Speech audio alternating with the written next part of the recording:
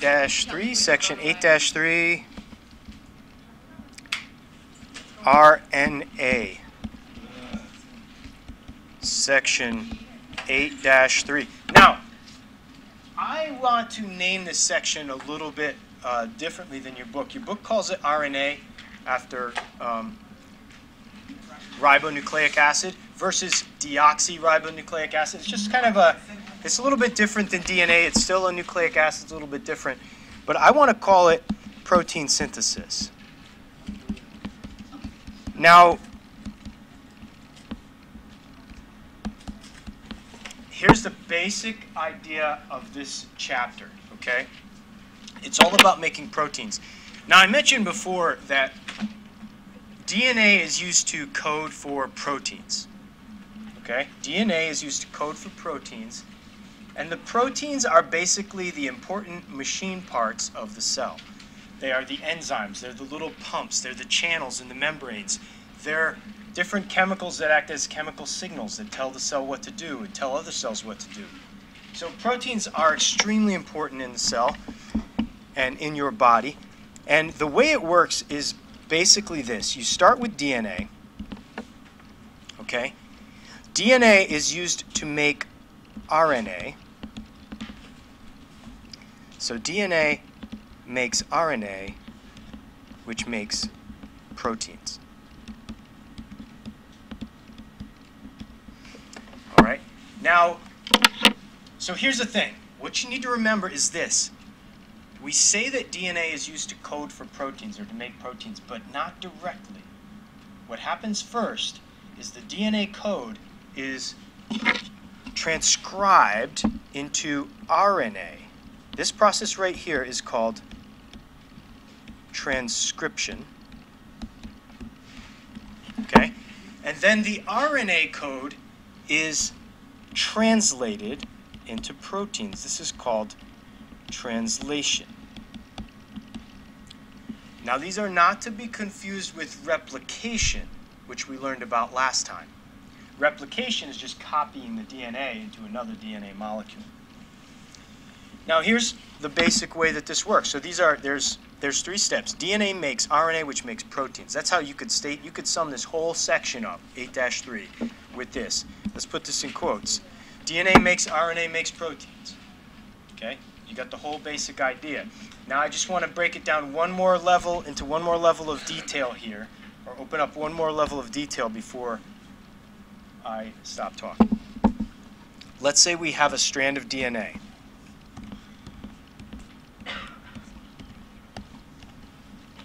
So this is a DNA strand, and let's say it goes A, T, C, C, G, T, A, right? Now, we talked last time about how that would be copied or how another strand of DNA would match onto that, right? A strand of DNA would match onto this that would go T, A, G, G, C, A, T, T. You with me? But if we're going to make RNA, it's going to be a little bit different. And the only difference is that we're going to have U in place of T. So here's what I mean by that. Where you normally would have a T, it's going to be U instead. So instead of A going with T, A will go with U. In other words, there's no T anymore. Instead, there's no thymine, it's called uracil. So the RNA molecule is like DNA, except instead of the thymine base, the T, it has a base called uracil. Very similar, just different letter. So it would look like that. Follow me? That's how it would match up. And then it would go G, C. So the G's and the C's work exactly the same. The only difference is that instead of T, you get U. So that is RNA, and that's how it would match up. So it's kind of nice because transcription is very similar to replication. Replication is when the DNA is copying into a new DNA molecule. Transcription, the DNA is copying into an RNA molecule, but the only difference is that wherever you would put a T, you put a U instead. And you can remember this because T is really close to U in the alphabet, right?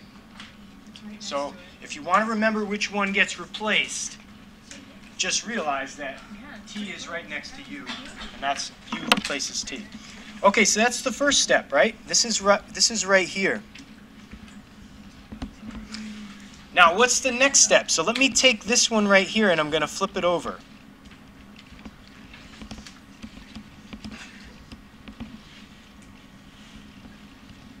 All I did is I just flipped this thing. I flipped that RNA over like this. Now, by the way, this particular type of RNA is called an mRNA. It's a messenger. There's different kinds of RNA, and you'll get into more. You'll hit that harder in the book or in the videos. Wait, which one's the mRNA? This RNA right here is called mRNA, messenger RNA. Drawn out. Please. Okay. Thank you. Okay. And this, of course, is the same one down here. This is what actually goes out of the nucleus. If you remember, the DNA actually stays in the nucleus.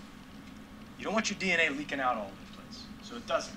It's got to stay safe inside the nucleus. So it's pretty smart.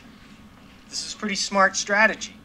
Instead of the cell putting its DNA out there in the world where it could get messed up, it makes a kind of a copy and sends that out. That's the messenger RNA. So the DNA code actually never leaves the nucleus directly. It leaves it as a messenger RNA. So the cell sends a messenger RNA out, and now what happens is along comes something called tRNA. tRNA, the T stands for transfer. Transfer RNA comes over, and here's how it would look. You would have an AUC,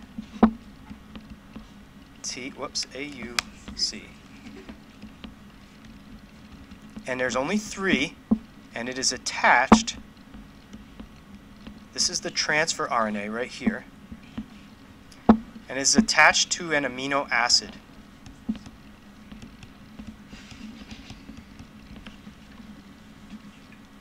All right? And this right here is actually a transfer RNA molecule. This whole thing is not the amino acid, just this part. This is called a transfer RNA. And what it does is it brings over an amino acid. And it attaches itself to the mRNA. And then another one comes over. Another transfer RNA would come over, and that would look like this. You can also remember because it kind of looks like a T. Kind of looks like a T shape. Yeah. Another amino acid. And then another one comes over, blah, blah, blah, and it keeps going on and on and on. And this one right here would be A something. Okay, and it's going to continue on. Let me just put another one on here. Let's say this was G, that would be C.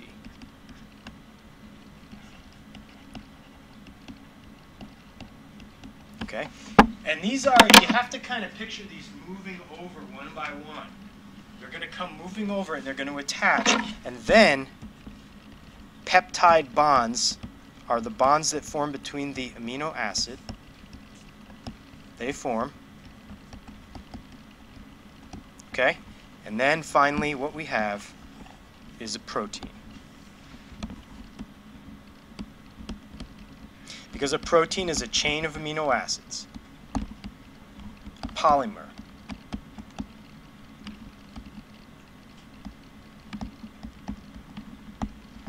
Right? And that's how it's formed. Now, one of the things we're going to learn about is something called the genetic code. The genetic code, and I'm not going to go into it right now, but the genetic code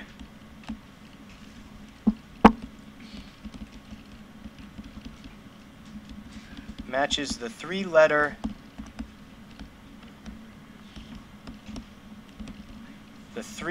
codons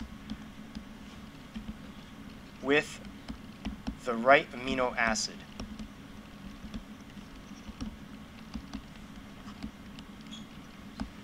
And this is how you go from DNA to RNA to protein, and it actually makes proteins. Now, at each step, there are actually enzymes, okay? And this whole thing right here happens at the ribosomes. If you remember, ribosomes are where they make proteins.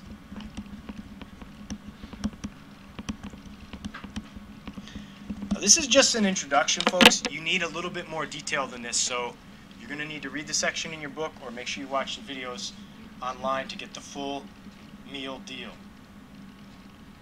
All right? We need to work on over. Yes. Any question on this intro? Don't expect to get the whole thing yet. This is just I'm priming the pump so that when you watch the videos tonight or read your section in your book, you'll know what we're talking about.